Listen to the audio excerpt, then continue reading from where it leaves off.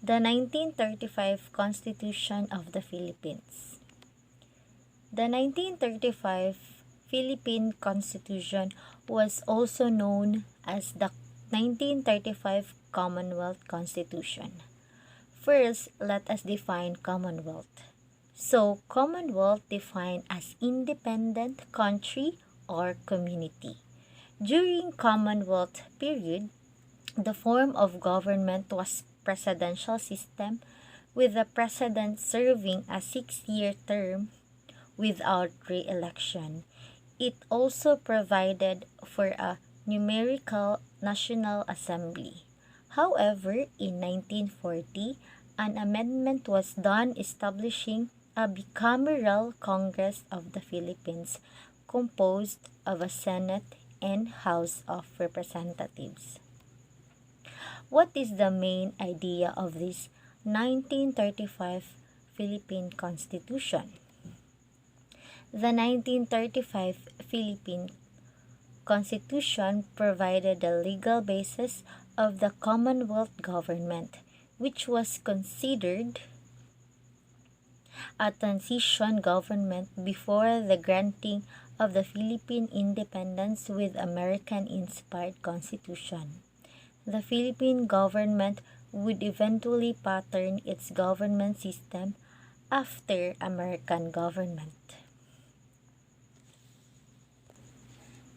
What is the main idea of 1935 Constitution of the Philippines?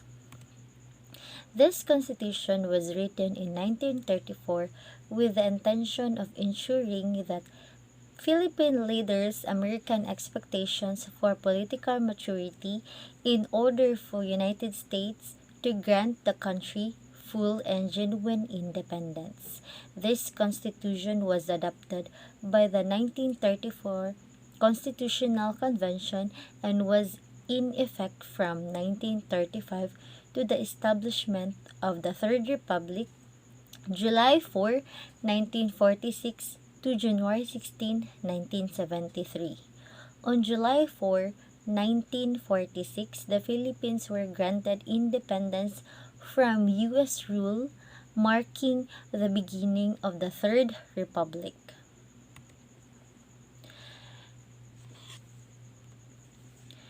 The 1935 Constitution is a 10-year transitional period of independence from 1935 to 1945 in preparation for the independence of the Philippines from the United States. This was created with the intent of gaining the approval of the United States government who at the time was occupying the country before implementing the 1935 Constitution of the Philippines. There were events that happened, the Hair-Habs Cutting Act. On September 15, 1935, millions of Filipino voted for the highest official of the Philippines, which are President and Vice President, in which Manuel L. Quezon won as the President with Sergio Osmeña as his Vice President. Exactly 2 months on September 25, 1935, after voting, the 1935 Constitution came into full force and effect. What is going on when the 1935 Philippine Constitution created? First, Filipinos are now independent. The Commonwealth and the Republic. Section 1. The government established by this Constitution shall be known as the Commonwealth of the Philippines, upon the final and complete withdrawal of the sovereignty of the United States and the proclamation of Philippine independence. The Commonwealth of the Philippines shall thenceforth be known as the Republic of the Philippines. Second, the Philippines known have the national territory. Article 1, the National Territory, Section number 1.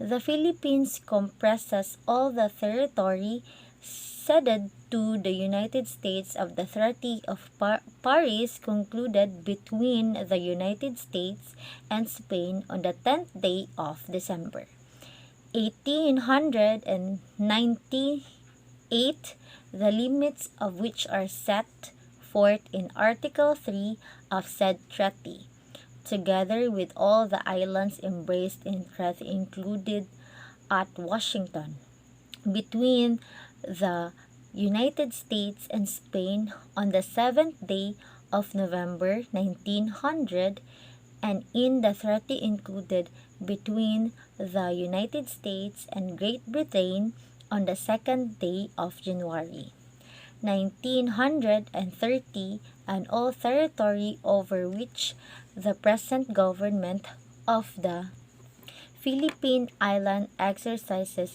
jurisdiction. The third one is Filipinos are now assigned to the branches of the government.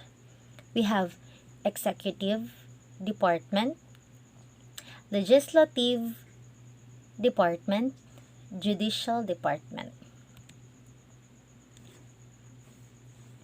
Article 7, the Executive Department, Section Number 1. The executive power shall be vested in the President of the Philippines. Article 6, Legislative Department, Section Number 1. The legislative power shall be vested in a National Assembly. Lastly, Article 8, Judicial Department, Section Number 1. The judicial power shall be vested in one Supreme Court and in such inferior courts as may be established by law. The preamble and articles are the following. The Filipino people, imploring the aid of divine providence in order to establish a government that shall embody their ideals, conserve and develop the patrimony of the nation, promote the general welfare, and secure to themselves and their posterity the blessings of independence under a regime of justice, liberty, and democracy, do ordain and promulgate the Constitution.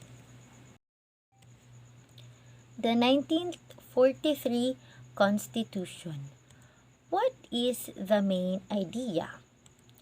The 1943 Constitution was the constitution of the Japanese-sponsored Second Republic of the Philippines, 1943 to 1945.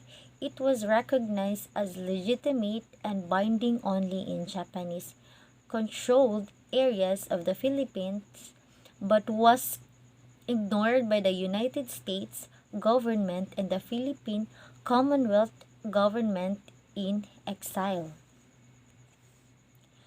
When the Japanese came, World War II broke out, and the Japanese invaded the Philippines, so with it came also the Japanese-sponsored Constitution, or the 1943 Constitution. Let us understand first what is all about the Second Republic. The Second Republic was established during the Japanese occupation of the Philippines. That the outside of occupation, the Japanese government established a military administration over the Philippines, as well as the Philippine Executive Commission composed of several free or political leaders. Kalibapi or Kapisanan ng Paglilingkod ng Bagong Pilipinas was also recognized, the sign to be the soul of exclusive political organizations in the Philippines. On June 16, 1943, Premier Hideki Toho promised independence to the Philippines. The Kalibapi would then form the Preparatory Commission for Committee Independence, or PCPI, which was tasked with drafting New Constitution. A new constitution was approved by the Preparatory Committee Philippines Independence on September 7, 1943. The Kalibapi proceed to election part to a new National Assembly, which also include appoint in members. In turn, the National Assembly elected each speaker and then Jose P. Laurel as president. On October 14, 1943, in ceremonies in front the Legislative Building in Manila, the new republic was inaugurated and Jose P. Laurel, the chairman of the Preparatory Committee, assumed office president. The 1943 Constitution was in operation in Japanese areas of the Philippines on October 17, 1943. However, the United States and the Commonwealth government, which was in exile, did not recognize the said constitution. Laurel formally dissolved the Second Philippine Republic following the surrender of Japan in World War II.